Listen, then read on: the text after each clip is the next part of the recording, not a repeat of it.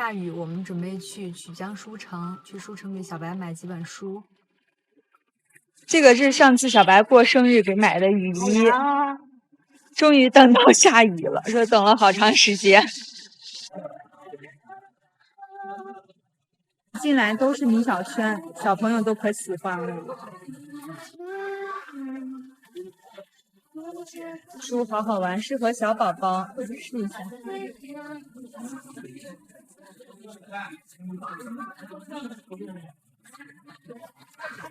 我们已经回来了，买了他最想要的《疯了贵宝》，再买了一个米小圈上学记。我觉得这个书蛮好的，就是米小圈的漫画成语，孩子也喜欢看，而且它是讲这种成语的，我觉得比较好。陪小白去书城回来已经到晚上了，我打算做一个小零食，做一个香辣土豆吧，小土豆。刚好今天在外面买到了这种小土豆，好小，把它清洗干净。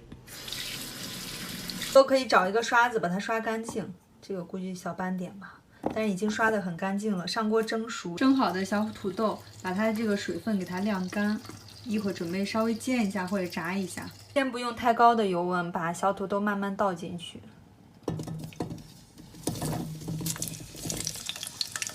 先慢炸。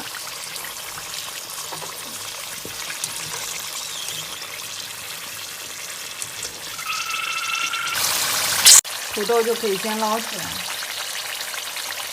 锅里留一点底油，需要倒入的材料就辣椒粉、白芝麻、蒜末、白糖，这个是花椒粉、孜然粉，这些我都提前把它备好了，可以倒进去。辣椒先炒香了，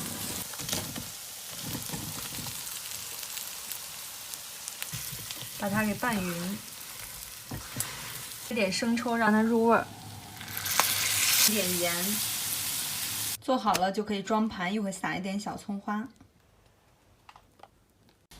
做好的香辣小土豆，一不小心做出了辣片的重口味，特别好吃。你们在做的时候可以煎也可以炸，炸的话就会更好吃一些。我来尝一下这个小土豆，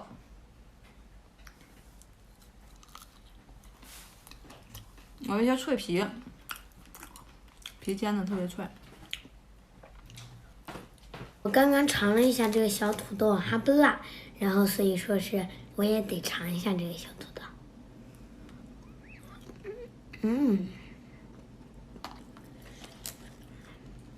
叉子才是正宗的吃法，看这上面写的什么？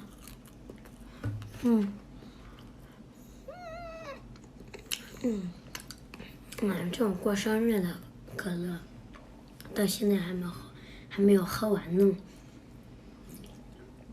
还有一个小白8岁生日快乐，黄金色的小土豆。